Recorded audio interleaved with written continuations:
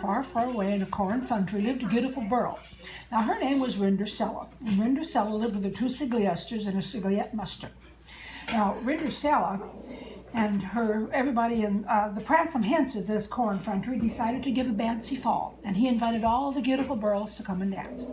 So the night of the Bancy Fall, Rindersella's two Sigliusters and a Sigliette Muster all went to the Bancy Fall, but Rindersella didn't get to go. So she sat down in the ashes and she just cried and cried. Well, all of a sudden, a Mary Fodgather appears and says, Rindersella, what's the matter? She says, I can't go to the Bancy Fall. Well, why not? Because I don't have a dirty press to wear.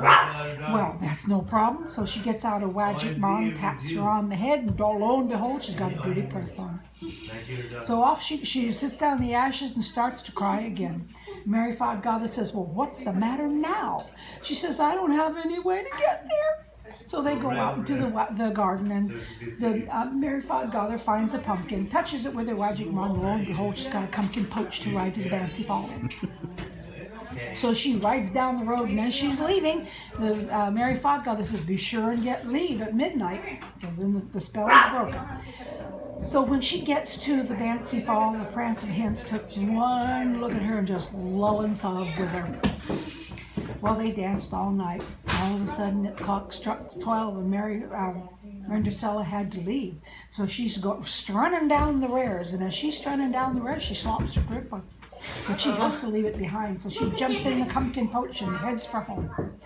Well, by the time the Pransome Hens got there, all he found was the slippers she'd dropped.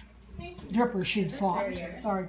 Anyhow, so the next day he went all through that corn country trying that dripper on all the beautiful girls. Couldn't it anybody. Finally, he got to the last house in the kingdom. It was Rindersella's house. So he tried it on the two Sigliusters, couldn't it them. Tried it on the Sigliette Muster, couldn't it her either. Tried it on Rindersella.